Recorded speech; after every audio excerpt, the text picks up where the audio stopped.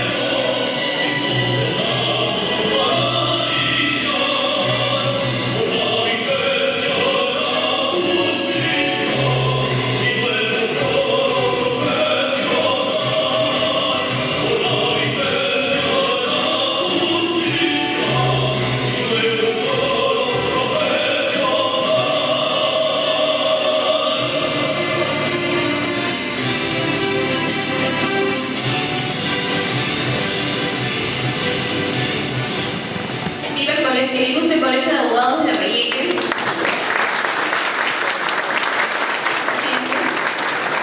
Esta mañana invito al doctor Anacleto Guerrero para que pueda dirigir las palabras. Estimados colegas, buenas noches. Felicitarlos por su presencia, porque a pesar de que hay un clásico del fútbol peruano, ustedes están acá presentes en estas conferencias y eso es bueno. Primero la capacitación, después se puede diferir el examen. Bien, continuando con las conferencias de los bienes gratuitos, hoy día pues contamos con la presencia de un destacado docente y un destacado magistrado, el doctor Heriberto Garde Herrera, con un tema: puede heredar un hijo que mató a sus padres sin haber sido condenado por homicidio.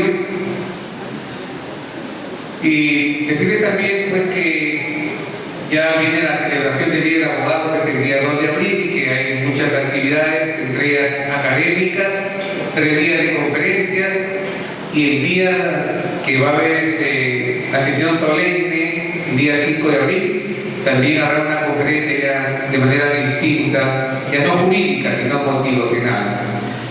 Entonces están invitados para ver también el desfile y obviamente un desayuno con todos los colegas para el día 7 de abril.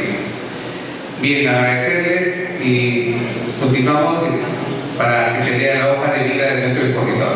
Muchas gracias. La lectura de la hoja de vida del ponente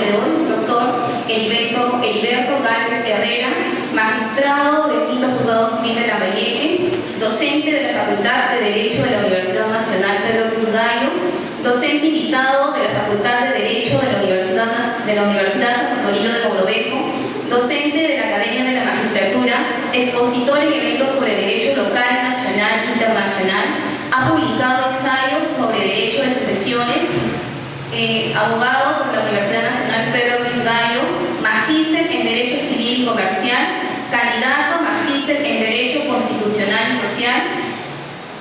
Ha cursado cursos de especialización en derechos reales, obligaciones, contratos, derecho societario, derecho comercial y ha asistido en diferentes diplomados como docente.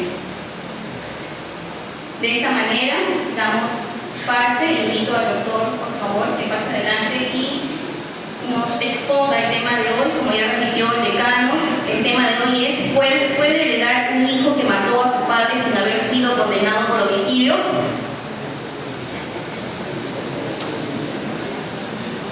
Señor decano del Ilustre Colegio de Abogados de Lambayeque, doctor Víctor Almedo Guerrero.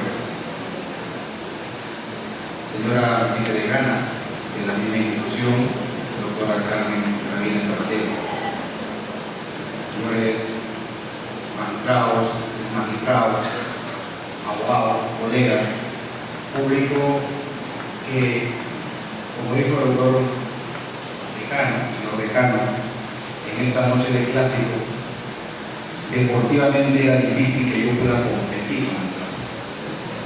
Así es que yo les agradezco también de manera muy particular la concurrencia a este evento, que no es tan deportivo, resulta siendo académico, y me parece que esto demuestra un nuevo matiz, no solamente en la actividad profesional por parte de cada uno de ustedes, sino también, me parece, por parte de las actividades académicas que está realizando esta institución. Pero antes de hablar del tema, en verdad es necesario, creo, obligatorio, pedirles la disculpa del caso. ¿Por qué la disculpa? Estamos en verano, el calor es un poco excesivo y en verdad muchas veces es bueno observar la formalidad. Yo les pido las disculpas por no concurrir con la vestimenta adecuada. Espero que me sepan comprender que el calor hay que echarle la culpa a alguien en este caso. Me parece que pido su comprensión y al mismo tiempo la disculpa del caso. Pero al mismo tiempo también quiero hacer un agradecimiento. La oportunidad que se me ha dado de estar aquí, acá, con ustedes, que no tanto son por méritos profesionales, sino creo por la amistad que nos une con el señor decano, con la señora vicedecana. Así es que cuando uno tiene este tipo de relaciones, le permiten estas concesiones. Y yo agradezco la gentileza y espero no perder hoy en este no clásico que es un evento académico. Además, creo, y me parece bastante oportuno también, en esta noche de clásico veo personas dentro de ustedes que no esperaba que estuviesen aquí, que estuviesen acá. Y esto creo que es un aliciente y espero que sea una motivación más para tratar este tema con el cariño y sobre todo con el nivel que se merece. Así es que ustedes, nuestro ayudante está un poco distraído, el tema es este.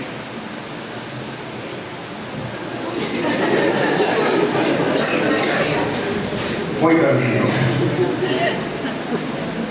El tema es este. ¿Puede heredar una hija que reconoce haber matado a su madre sin haber sido condenada por homicidio? Este es el tema que nos motiva. Y en el fondo es un tema que tiene que ver exclusivamente con la intimidad. Exclusivamente con la intimidad.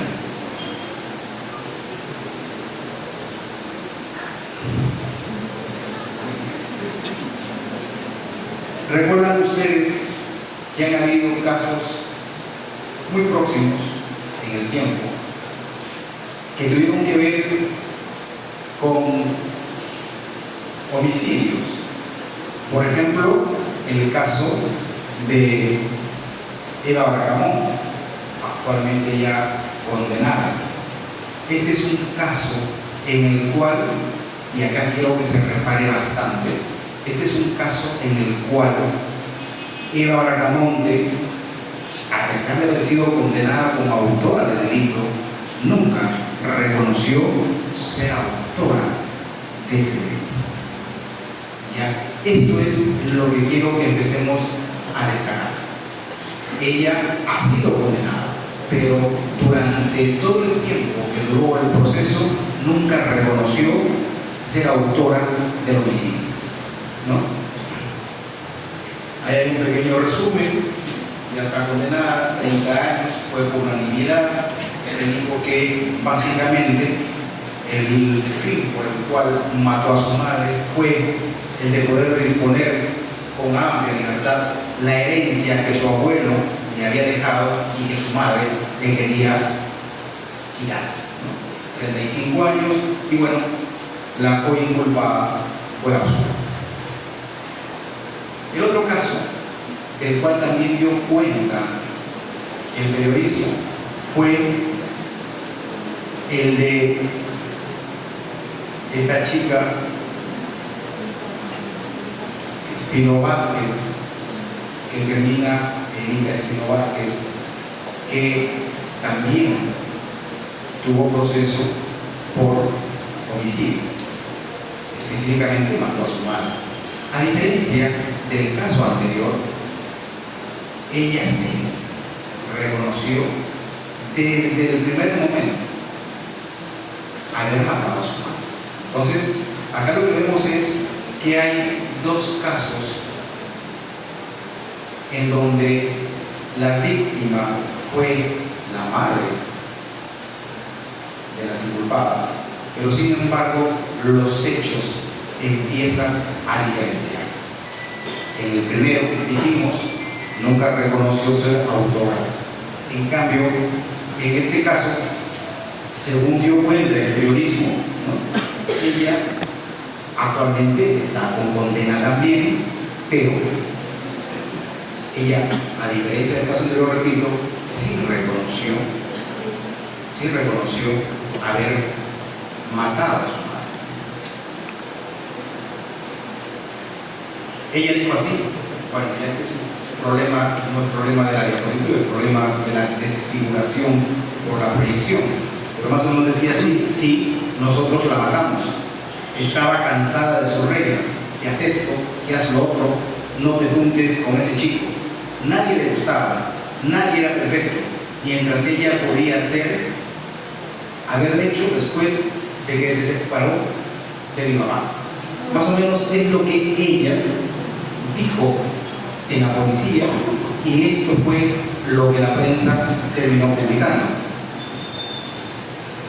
Ella decía: mi mamá siempre trabajó por mí y por ella en el diario El Comercio. No es justo que otros se quieran quedar con todo, se refería a herencia. Yo tengo que cuidar lo que ella dejó. La maté y ahora yo debo cuidar lo que ella dejó. ¿Qué haré con ese dinero? No sé. Tal vez donarlo. El periodista le preguntó: ¿le parece justo recibir el dinero de la persona a la que ocasionó su muerte? Y ella respondió lo siguiente: la justicia lo determinará. Y acá entra el poder judicial. Fíjense ustedes,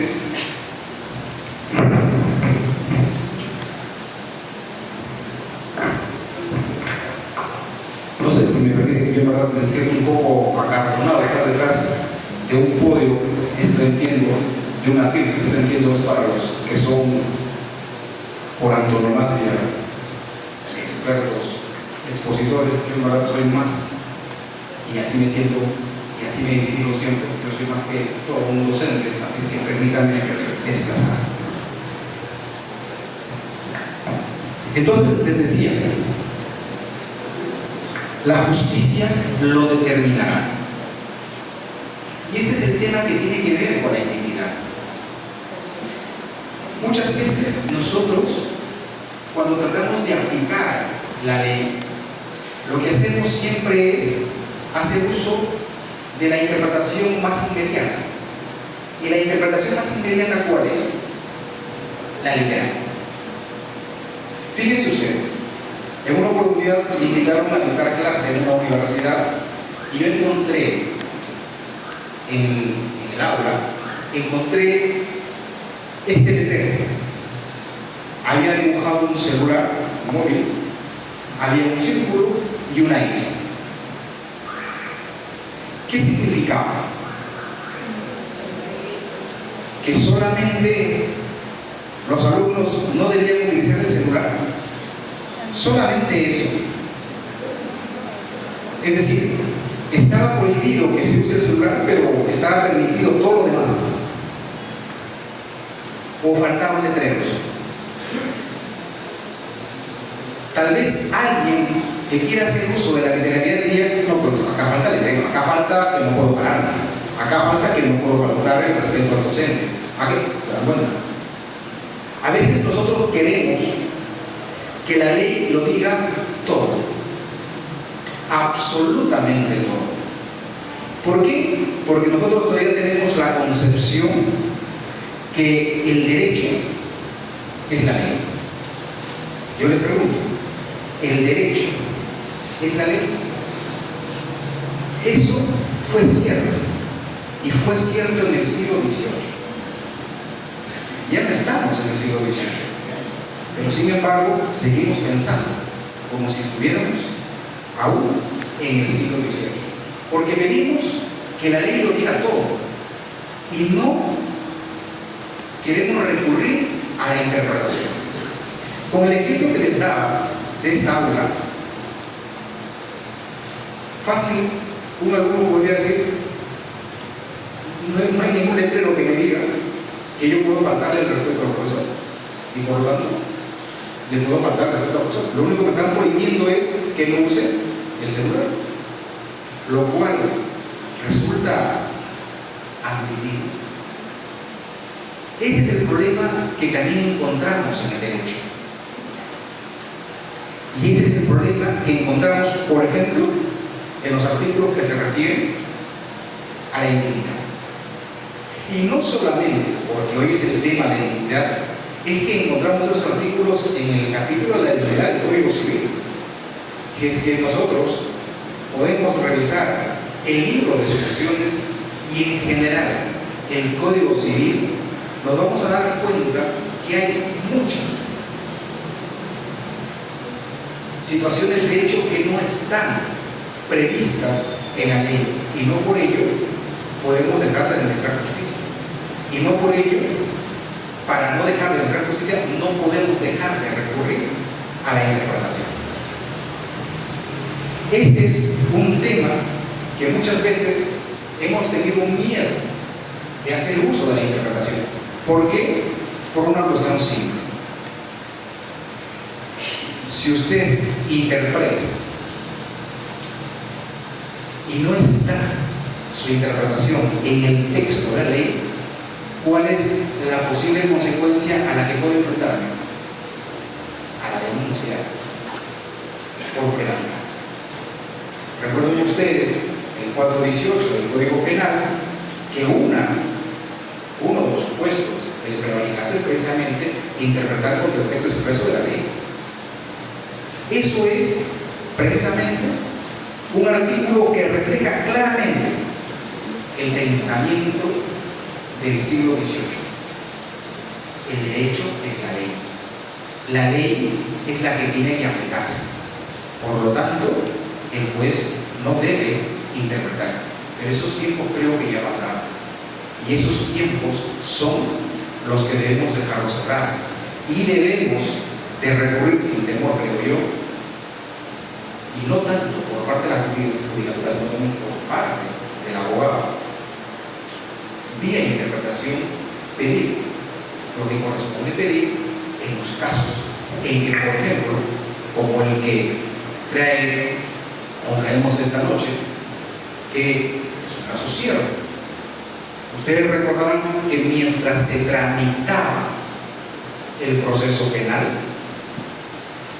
la inculpada inició su procedimiento civil de sucesión de Estado. Y luego vino acá la gran discusión. ¿Debe declararse heredero o no debe declararse heredero?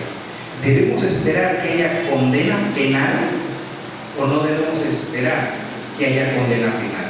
¿Interpretamos literalmente los artículos de indignidad o interpretamos, más allá de la literalidad, los artículos que tienen que ver con esta institución? Y esto es lo que queremos conversar hoy día. La Orestiada. ¿Ustedes recuerdan la Orestiada? Es una obra de la tragedia griega, ¿verdad? El autor Esquilo. La Orestiada, para resumirles, es una trilogía. Tiene 3 obras importantes. La primera, que se refiere a Agamenón; la segunda, a las Acéforas; y la tercera, a las Eurípides. En esta tercera parte, Esquilo habla de esta tragedia. ¿En qué consistía esta tragedia? En que la esposa, si mal no recuerdo, Clitemnestra, mata a Agamenón, a su esposo. Obviamente, por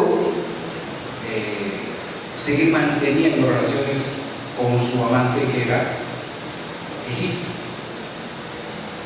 Como él mata como ella mata a su esposo, Orestes, que es el hijo de ambos, inducido por Electra, su hermana, venga la muerte de su padre y mata a su madre. Orestes mata a su madre. Entonces, Orestes es perseguido por los seres demoníacos que son las Elías y tiene que salir a la defensa Apolo. Y la jueza encargada del proceso en esa obra es Atenea. Orestes reclamaba que por qué le perseguían a él si su madre era mucho más culpable que él. Él decía, Orestes, que su madre era mucho más culpable porque había cometido un doble crimen. Esa era la defensa de Orestes. ¿Cuál era el doble crimen que había cometido su madre? Decía así Orestes: ella, en primer lugar, ha matado a su esposo, y en segundo lugar, ha matado a mi madre. Es un doble crimen y por lo tanto es más reprobable que el que yo cometí. Sin embargo, a él le respondieron: no está unida por los vínculos de la sangre al hombre a quien ha matado. ¿Cuál resultaba más grave entonces? El que Orestes haya matado a su madre. Porque si bien es cierto, su madre mató a su padre, entre ellos no existía vínculo de sangre. En cambio, sí existía vínculo de sangre entre Orestes y su madre. Por eso, desde siempre, el más grave y más repudiable delito era el de matar a un pariente consanguíneo. Desde siempre. No es desde ahora, es desde siempre. Y si ustedes ya han revisado la Orestiada, saben que esta obra salió a luz nada menos que 458 años antes de Cristo. Es desde siempre. Es desde siempre que todo el mundo se ha resentido. Es desde siempre que todo el mundo se ha resentido cuando se ha cometido un magnicidio o cuando se ha cometido un parricidio, porque está de por medio el vínculo consanguíneo. más o menos lo que decía Estilo. Y esto es lo que ha sucedido en la realidad, esto es lo que sucede. Y entonces, esto tiene que ver con el tema que queremos conversar hoy día. Fíjense, producida la muerte del padre o de la madre, como quieran ustedes, surge esta cantidad de procesos. En primer lugar, un proceso civil para declarar la indignidad, un proceso penal para declarar autor del homicidio y un procedimiento de sucesión intestada. Allá tenemos tres procesos que podemos empezar a combinar. Pueden ser cada uno independiente y sucesivos, o puede ser el primero con el segundo, o el segundo con el tercero, o iniciar los tres juntos. Y esto es lo que sucedió en la realidad. Yo les decía que tanto se estaba tramitando el proceso penal para declarar autora del delito de homicidio, en el caso Espino Vázquez, paralelamente había el proceso para declarar a ella indigna. Y ella, a su vez, inició el procedimiento para que la declaren heredera. Ahora veamos nosotros lo que dice nuestra legislación civil, si hay impedimento o no hay impedimento. Claro, si vamos a buscar literalmente que nos diga si hay impedimento o no hay impedimento, estamos perdiendo el tiempo, porque literalmente no vamos a encontrar absolutamente nada. Esto es consecuencia de la interpretación. Por eso nosotros en clase, ¿qué decimos siempre? Detrás de cada artículo está la norma. Y la norma es el resultado de la interpretación. Pero para poder encontrar la norma, ¿qué necesito? Ya tengo la ley. La norma, que es la que estoy buscando, es la interpretación. Pero para interpretar, ¿qué necesito? Algo simple. ¿Qué creen ustedes que necesito? Conocer la doctrina. Nada más que eso, tan sencillo. Entonces, si nosotros conocemos la doctrina, nuestra interpretación nos va a permitir con mayor facilidad poder encontrar la norma. Pero si no conocemos la doctrina, entonces nuestra interpretación va a tener una serie de defectos o vacíos. Vamos a pensar, me parece que puede ser así. Yo creo, es mi parecer. Y por último, ¿qué solemos decir nosotros? Es mi criterio. No, está bien. Tu criterio es aceptable siempre y cuando tenga sustento en la doctrina. Por eso en la universidad, ¿a qué vamos a aprender? Los artículos. No, a la universidad tenemos que ir a aprender y a discutir la doctrina, que es lo único que nos va a permitir entender bien cualquier problema que se presente. Cualquiera. Entonces, fíjense, ya tenemos esta combinación de procesos. Para poder hablar sobre este tema, necesariamente tengo que referirme a lo que se conoce con el nombre de fenómeno sucesorio. Y en unos pocos minutos resumo el fenómeno sucesorio, porque de ahí nos interesa un concepto fundamental para poder entender el tema que nos convoca esta noche. En el fenómeno sucesorio tenemos nosotros el primer momento, el de la apertura de la sucesión. Ustedes ya saben, han estudiado el curso de sucesiones, que la apertura se genera con la muerte. Y acá en este caso, o en estos casos que estamos mencionando, en los casos concretos, había de por medio la muerte. O sea, la sucesión se abrió. La sucesión quedó abierta. ¿Por qué se denomina apertura a la sucesión? Yo creo que eso lo vamos a discutir en otro momento. Pero eso es el primer momento, la apertura de la sucesión. El segundo momento es la vocación. Claro, fallecida la persona,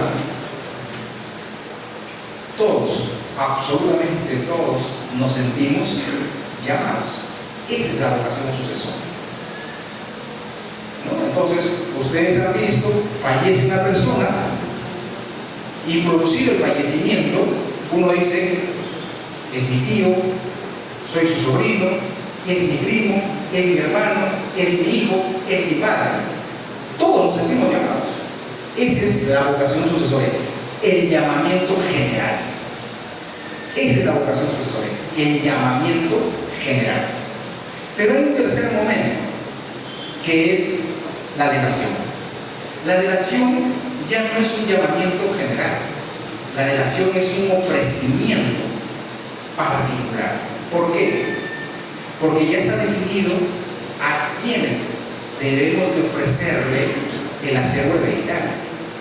Por ejemplo, si se trata de una sucesión legítima, o sea, legal, intestada, la ley me dice que los primeros en ser llamados son los sucesores de primer orden, y los del primer orden son los parientes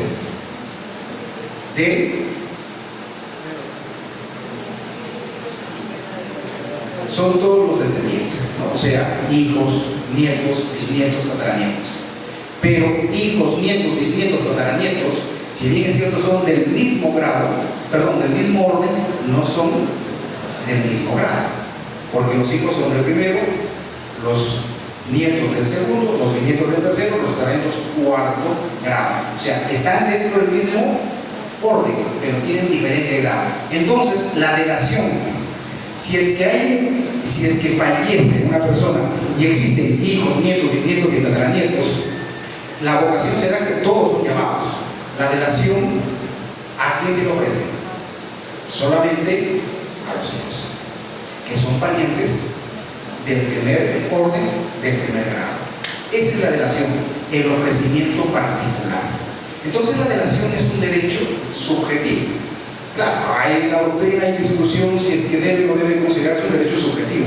Mayoritariamente, casi de manera absoluta, la doctrina se entiende que sí es un derecho subjetivo.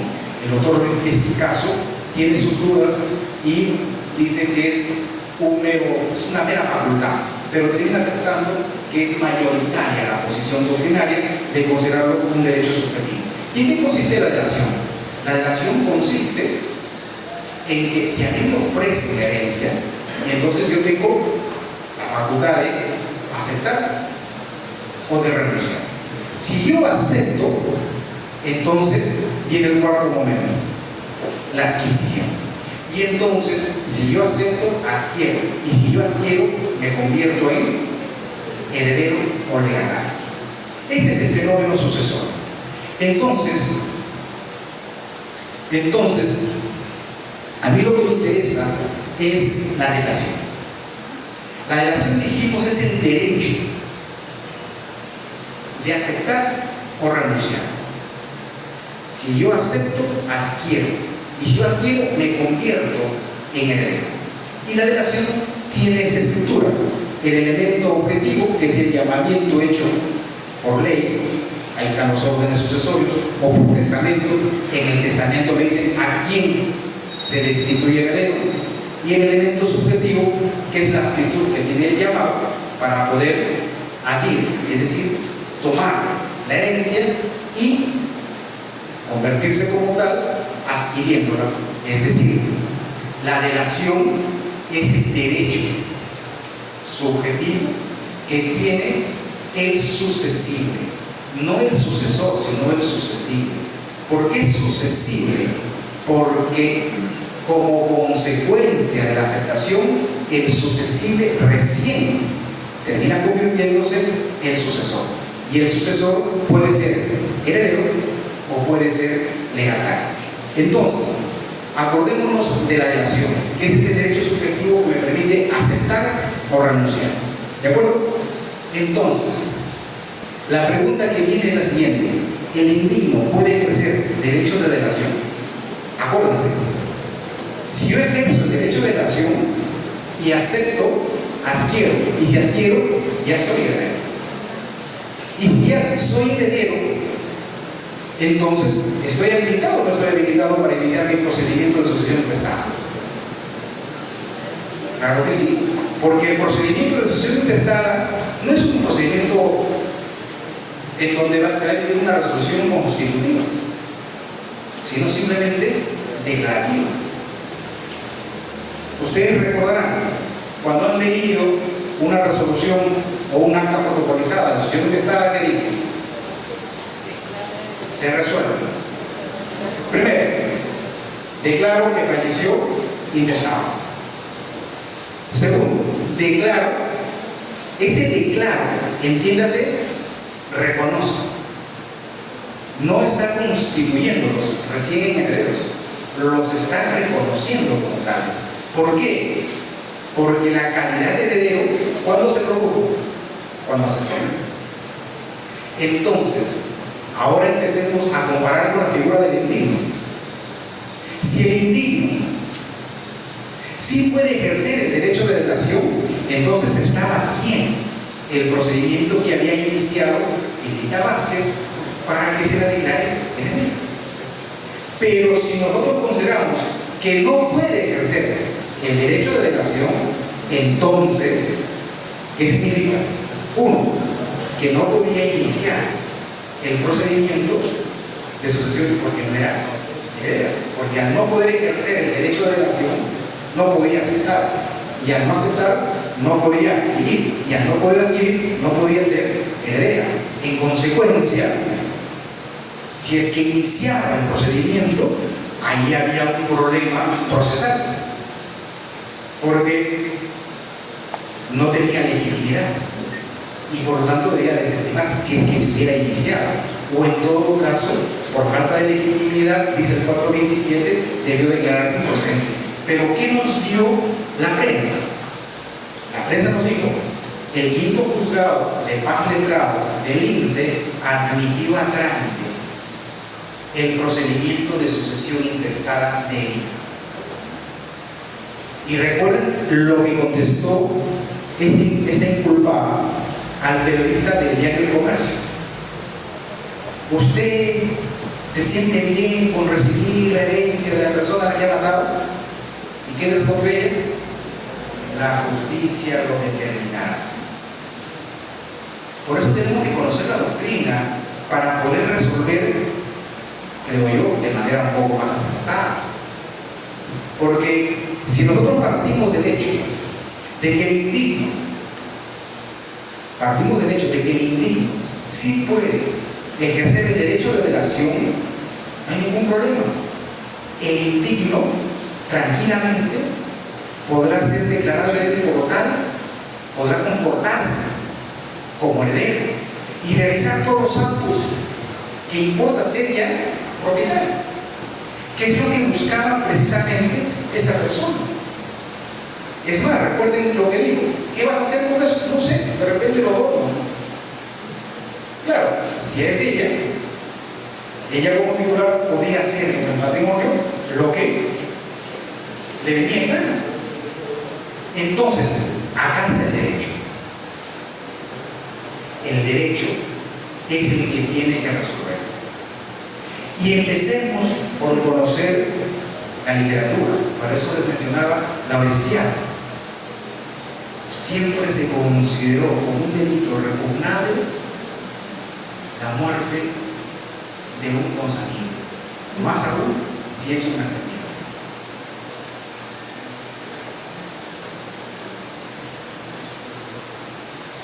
Por eso nos habíamos hecho esta pregunta: ¿el indigno puede ejercer derecho de delación o, en todo caso, visto de otro modo, en caso de indignidad, tiene o no lugar la delación sucesoria?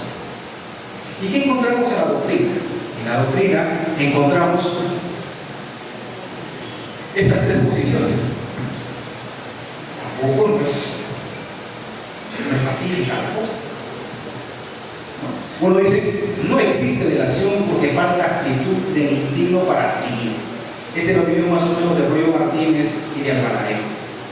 Claro, el problema está que la indignidad en algunas legislaciones y en algunos textos se considera que tiene que ver con la falta de aptitud. Entonces, dicen que el indigno es incapaz. Y si el indigno es incapaz, entonces no puede, como incapaz, no puede ejercer derecho al voto. Pero ya está demostrado claramente porque la indignidad tiene nada que ver con la incapacidad. Por eso esta posición no es tan consistente, pero forma parte del elenco de las respuestas.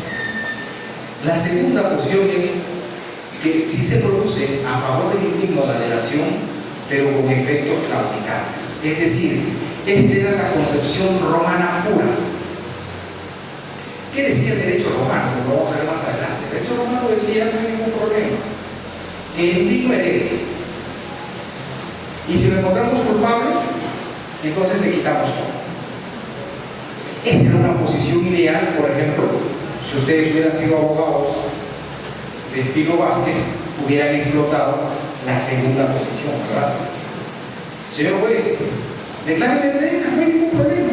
Ya si después nos declaran autores del delito, nos quitan todos, si es que lo encuentran, ¿no?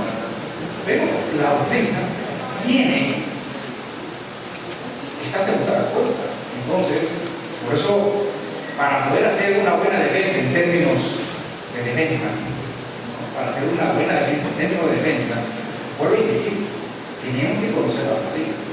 Y la doctrina no es patrimonio exclusivo del magistrado. La doctrina es patrimonio de todos. Por lo tanto, ustedes podrán manejar una posición y el juez de repente compartir la suya. O ustedes podrán manejar una posición y el juez manejar una posición distinta. Y entonces vendrá el cuestionamiento. Pero entonces la segunda posición es esta. Y la tercera, ¿no? Bueno, ahí está como autores la Cruz Sancho, Bañet de Gontisolo, que es los que sostienen esta segunda posición. Y la tercera es una sola, compartida. Dice así: no hay delación si la causa de la indignidad es anterior a la muerte del causante. Por ejemplo, el homicidio. Yo te mato, la causa es anterior a la muerte del causante. Entonces dice, ahí no hay delación. Si hay delación, si la causa de la indignidad es posterior a la muerte del causante. Por ejemplo, nosotros tenemos en el artículo 667 del Código Civil, que tiene que ver con las causales de indignidad, el último inciso. ¿Qué dice el último inciso? Si es que el susceptible, por ejemplo, adultera el testamento. Si el susceptible esconde el testamento después de la muerte del causante, sí hay delación. Pero no hay delación si la causa es anterior. Esta posición es defendida por Gil Hernández y por el doctor Luis y en mi caso. Entonces, como podemos ver, hay tres posiciones. Particularmente, ya ustedes me han escuchado, no comparto la primera, tampoco comparto la segunda.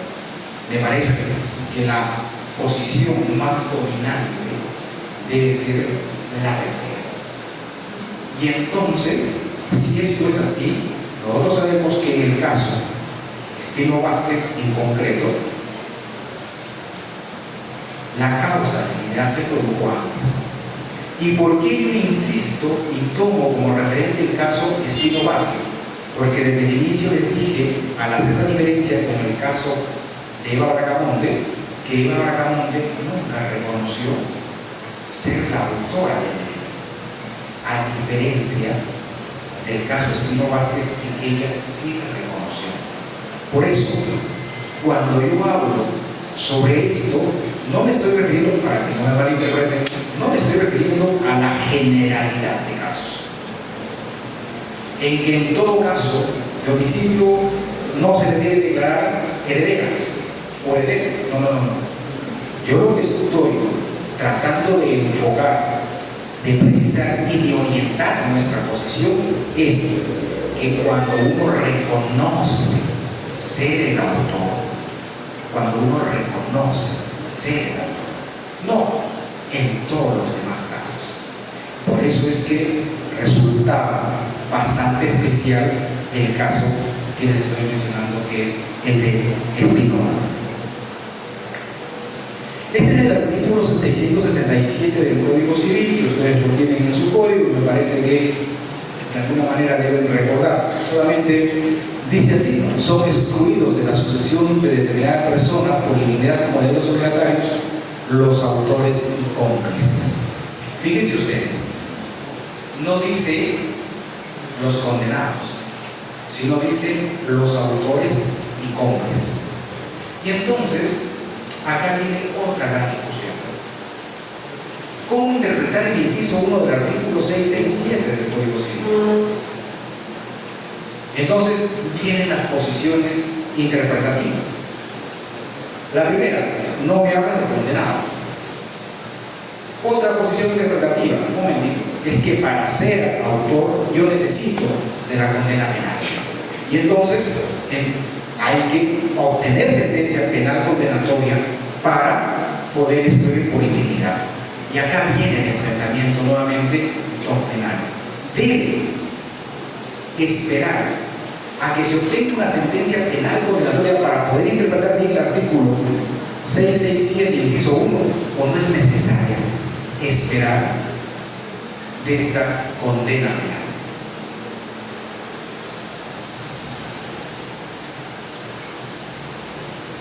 Bueno, para hacer nuevamente un recordatorio, ¿no? Ella dijo: la justicia lo determinará. Y entonces decimos: necesitamos sentencia condenatoria para excluir por impunidad. Estamos en esa pregunta.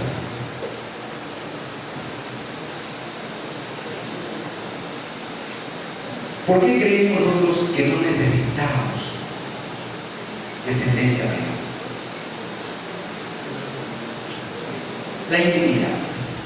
¿La impunidad es una institución de orden público o es una institución de orden privado? Ahora, la impunidad, ¿dónde la encontramos?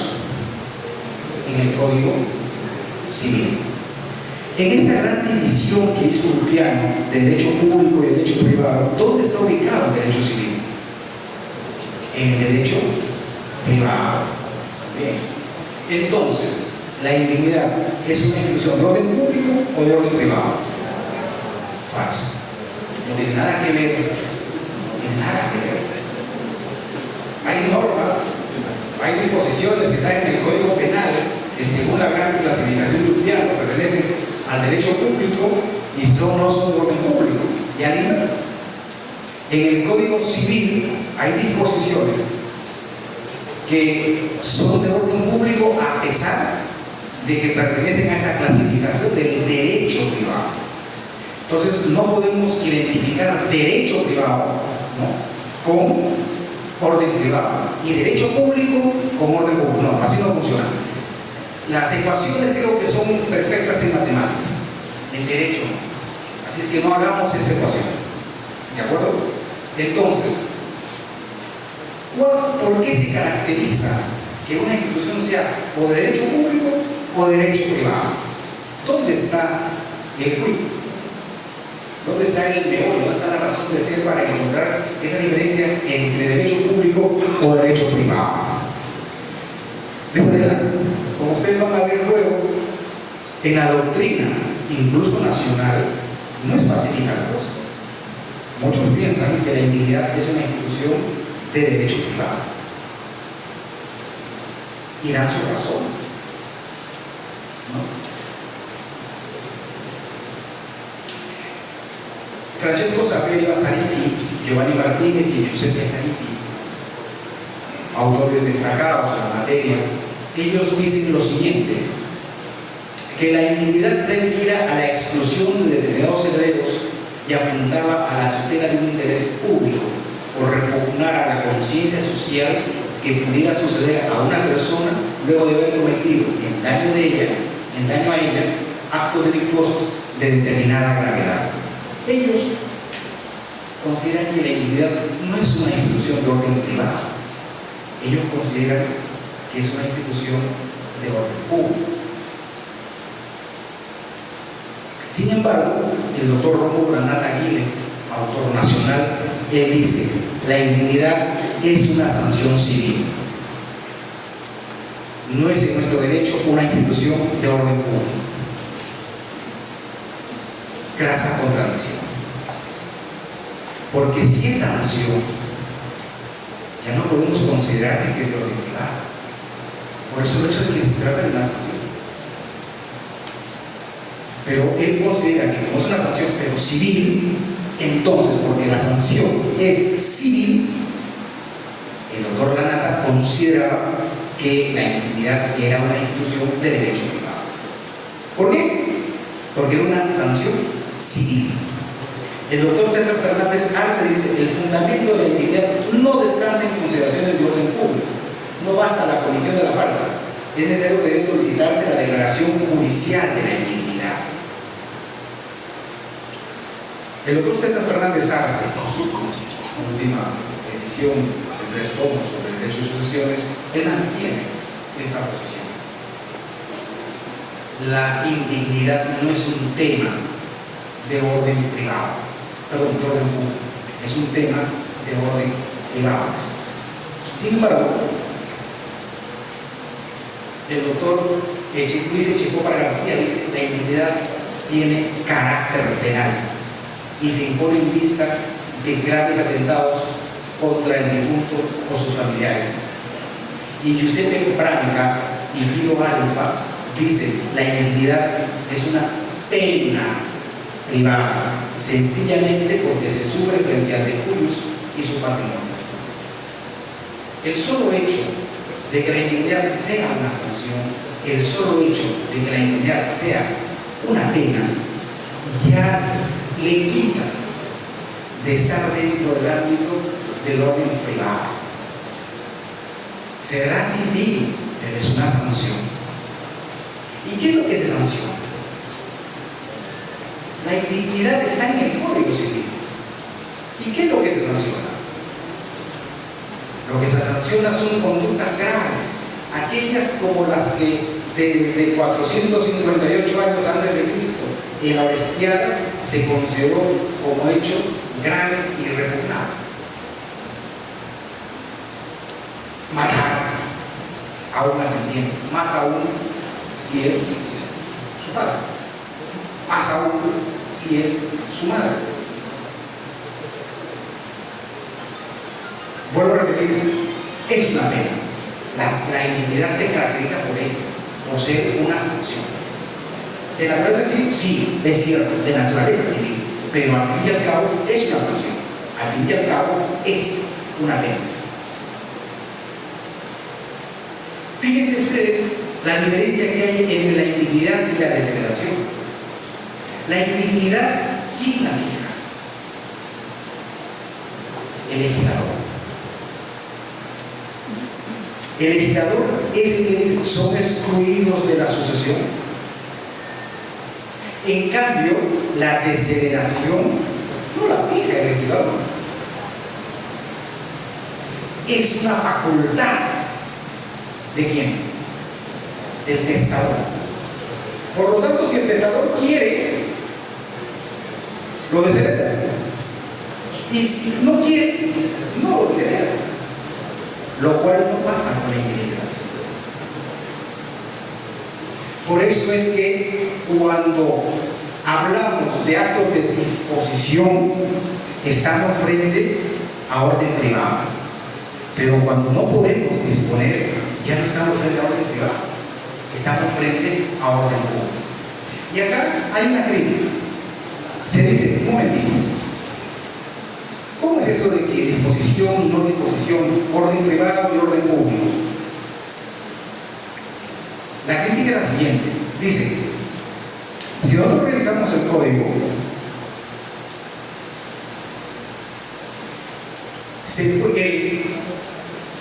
el testador o el causante, siempre y cuando se trate de, obviamente, no de los primeros incisos, porque los primeros incisos hablan del fallecimiento, pero ocultamiento, por ejemplo, del testamento. Se entera el testador, o destrucción del testamento, y se entera el testador. ¿Y qué es lo que hace? Lo perdona. El artículo 669 del Código Civil, que está dentro de la dignidad, contempla el perdón. Entonces, dicen, ya ves, la indignidad no es un tema de orden público, la indignidad es un tema de orden privado, porque el mismo legislador permite el perdón. Pensamos que el hecho de que se pueda perdonar no le quita la naturaleza de orden público. Fíjense ustedes qué sucede con la legítima. La legítima no es un tema de orden privado, es un tema de orden público. ¿Qué es la legítima? Si tienes herederos forzosos, no puedes disponer. No puedes disponer. Y dependiendo, ¿no?, de los 2/3 o no puedes disponer de la mitad. Es lo que dice la ley. La legítima es un tema de orden público. No puedes disponer. ¿Qué pasa si es que el indigno mata a su ascendiente? ¿Qué pasa con la legítima del indigno? ¿Le damos de todas maneras? No. Si es que nosotros interpretáramos de que la legítima es un tema de orden público y que por ser de orden público tenemos que darle necesariamente al indigno, estamos mal. No por eso la legítima se convierte en un tema de orden privado. Y bueno, el hecho de que puedan perdonar no significa que la indignidad deja de ser de orden público a convertirse en un tema de orden privado. Entonces, yo creo que las críticas en cuanto a la naturaleza del orden público de la indignidad no tienen, por lo menos hasta ahora, un sustento que nos permita cambiar de parecer. Y mientras no existe un sustento que nos permita cambiar de parecer, seguiremos manteniéndonos que la indignidad es un tema de orden público y no de orden privado. Bueno, este es el artículo 741, ¿no? Por la legislación que el Estado puede privar. Lo vamos a pasar. Para más o menos ir ya definiendo nuestra posición. En el derecho romano, yo les decía, había esta figura, la erectio propria dignitatis. ¿Qué significaba esto? La primera posición de la doctrina. Perdón, la segunda posición de la doctrina. Es decir, heredaban y luego le quitábamos. Así más o menos empezó en el derecho romano. Sin embargo, desde su origen, la indignidad siempre consideró un tema de interés público. Para el derecho romano, la indignidad siempre fue un tema de interés público. En el derecho romano, igual, por razón de homicidio del causante, la indignidad se aplicaba sin necesidad de condena. Por eso es que se decía que la indignidad puede tener lugar incluso después de la muerte del reo. Claro, nosotros sabemos, si muere el inculpado, ¿hay condena penal? Ya no. Se acabó el proceso. Aún así, se lo declara libre en el derecho romano. Es decir, desde sus orígenes, la indignidad siempre ha estado directamente relacionada con un tema de interés público, no con un tema de orden privado. Entonces, sabemos que la indignidad es una sanción. Y es una sanción de carácter civil o es una sanción de carácter privado. La pregunta, ¿esa sanción excluye el interés público en la represión de comportamientos como el homicidio? ¿Qué busca el legislador al regular causales para excluir la indignidad? En realidad, el legislador lo que busca es prevenir, evitar. No debes matar, porque si tú matas, no eres, ni será susceptible, pero no puedes ser sucesor. Hay que evitar que se produzcan conductas, como decía Robespierre, graves y repugnantes, como es el homicidio. El homicidio, no un semejante, es el homicidio al ascendiente. es el homicidio del padre, ¿no? Conoce como matricidio o particidio. Bueno, esto ya lo habíamos explicado, lo del perdón.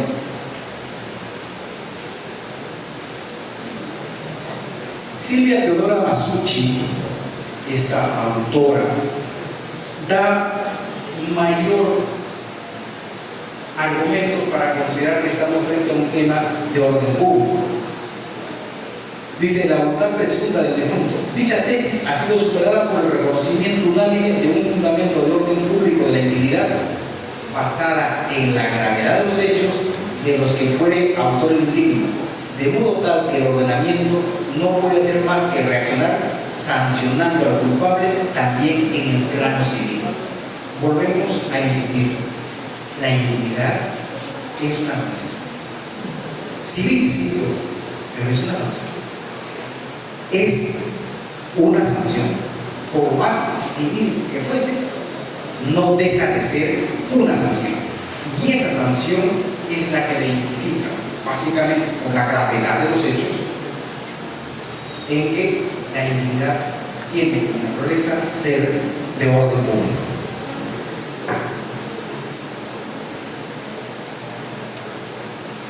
Si bien es cierto que la intimidad es una sanción civil por la gravedad que encierra, también lo es que esta sanción es totalmente independiente de la sanción penal. Totalmente independiente. Por eso Francesco Deghi dice que no es un efecto penal de la intimidad, no lo es. Y se insiste siempre en que la intimidad es una institución de orden público. César Máximo Bianca insiste en la naturaleza de orden público. Lo que quiero dar más o menos a conocer es que la doctrina es abundante en considerar a la intimidad como una institución de orden público.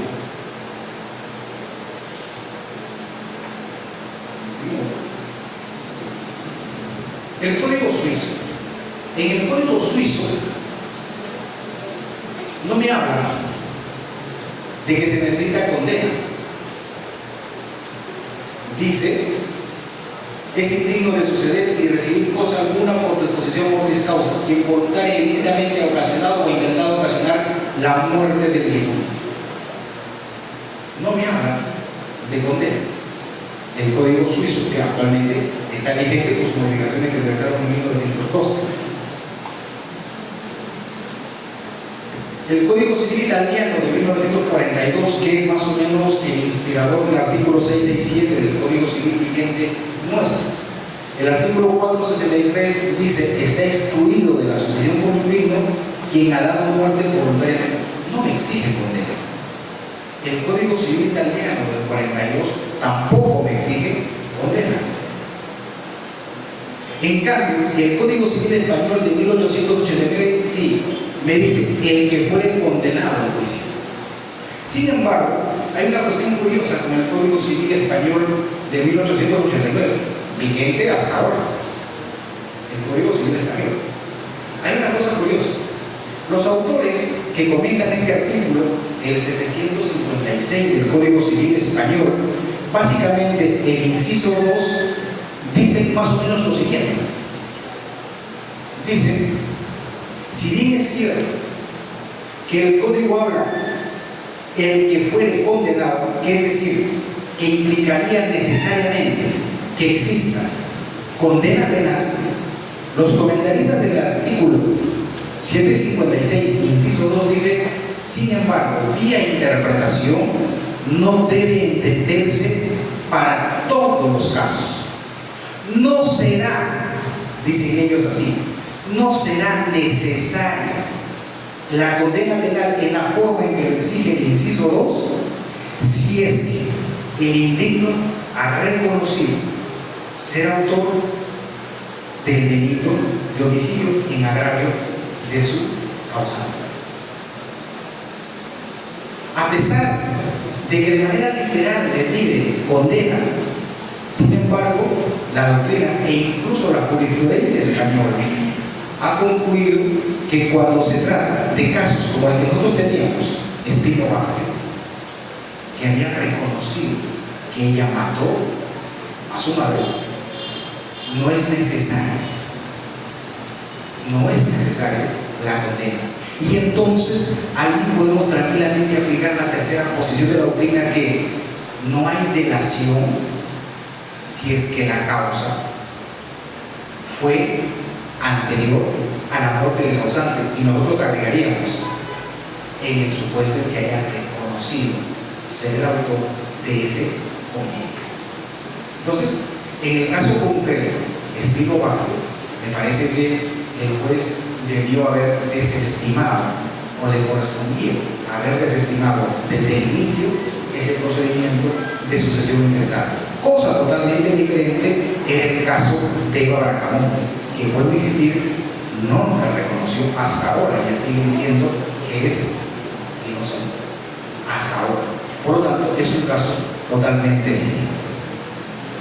El Código Civil de Cataluña, ustedes saben que España tiene comunidades autónomas, así es que así como hay un Código Civil español para el resto de España, Cataluña, ellos se consideran zona un poco, están buscando ser totalmente independientes, ¿no? Barcelona ya de gritar, ya le cortaron sus asignaciones de ser un Estado dentro de otro Estado, porque ya la ministra alemana dijo que no entra ningún otro país a la Unión Europea. Por tanto, Cataluña seguirá con su pretensión de querer ser independiente. Ellos tienen un código civil y ahí también exigen condena, pero es lo mismo. Yo creo que la interpretación es lo que enriquece la ley. Si bien es cierto que se exige condena, yo entiendo que no debe ser siempre y para todos los casos. Será condena en los casos en los cuales a quien se le imputa la comisión del delito no lo ha reconocido haber cometido. Y nuevamente, la interpretación no será necesaria. Esa condena, si es que reconoció ser el autor del delito.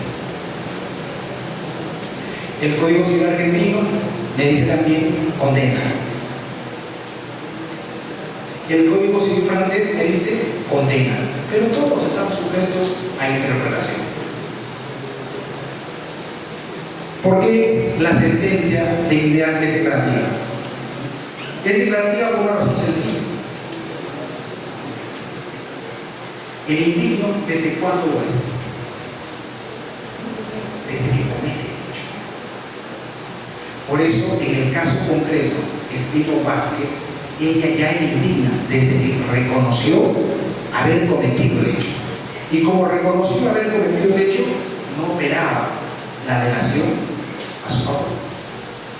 Y como no operaba la delación a su favor, no pudo haber aceptado. Y como no le correspondió aceptar, no pudo haber adquirido. Y como no adquirió, no se convirtió en heredera. Y como no era heredera, no pudo o no debió iniciar el procedimiento de sucesión intestada. ¿Se dan cuenta entonces que si hay argumentos para decir que este procedimiento no debió iniciarse? Y si es que se admitió al trámite, nunca debió de ampararse esta pretensión. Vamos a avanzar.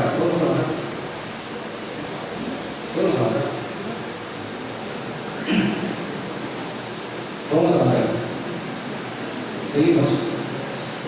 Yo creo que esta es la diapositiva más esperada.